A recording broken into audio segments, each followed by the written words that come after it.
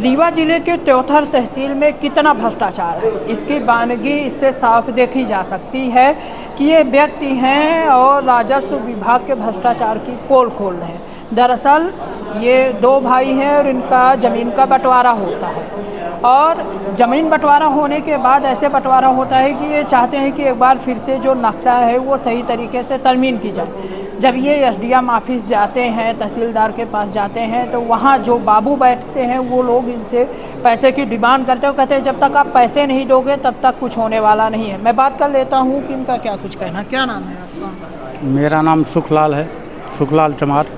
क्या मामला क्या है? मामला है कि हमारे भाई चोरी नक्शा तरमीम करवा लिए।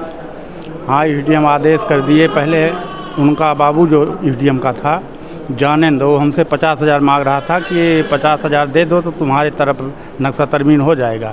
हमारे पास पैसा नहीं था, इसलिए हमारे बड़े भाई से, हमारे बड़े दादा के लड़के हैं, वो नाम है उनका सुग्रीव। हाँ, उनसे 50-60,000 लेकर नक्शा तरमीम करवा दिए चोरी। हाँ, हम चाहते हैं श्रीमान जी, हाँ, कि मेरा वहाँ स्थल निरीक्षण करने के बाद, अगर हम अन्यायी हैं, स्थल निरीक्षण करने के बाद हमारा मतलब जो नक्शा तरमीम कर लिया गया है, हाँ, उसको निरस्त करके पुनः नक्शा तरमीम करने का अनुमति प्रदान करें। कब आप गए थे? जो बाबू पैसा मांग रहा है, कब गए थे आप? हम गए थे मार्च में, मतलब 2 मार्च को। अच्छा, मार्च में गए थे जी। 10 मार्च को मतलब ये आदेश करवाए हैं। तो इस बात की जानकारी बाबू पैसा मांग रहा है, कभी एसडीएम साहब से भी बात हुई थी आपकी? एसडीएम साहब से हमने बात नहीं किए, यही तो गलती की है। अभी नए एसडीएम आए हैं, उनसे मुलाकात हुई है? अभी मुलाकात नहीं हुई सर जी। हाँ, मुलाकात करेंगे। अब ये यहाँ से जाएंगे तो करीब मान लीजिए 10-12 तारीख को मुलाकात करेंगे। अच्छा, तो अभी आप कलेक्ट्रेट जन सुनवाई में आए हैं जी। क्या बात हुई आपकी? दिए आवेदन दे कर चले आए, हो गया। आवेदन तो पता नहीं 6-7 थे दिए, कोई सुनवाई का मतलब ही नहीं निकला। मैडम क्या बोल रही हैं? मैडम कुछ नहीं बोली, मैडम बोली कुछ नहीं। आवेदन ले लिए, बस हो गया। आपसे पूछे किस लिए आए हैं आप? हाँ, कोई मतलब नहीं, पूछे नहीं। पूछे तक भी नहीं? हाँ, कोई मतलब नहीं। त्योथर से आए हैं आप? जी, हम त्योथर से आए हैं। कितनी बार आ चुके हैं यहाँ? ये हम कितनी बार बताते हैं, देखिए 1 2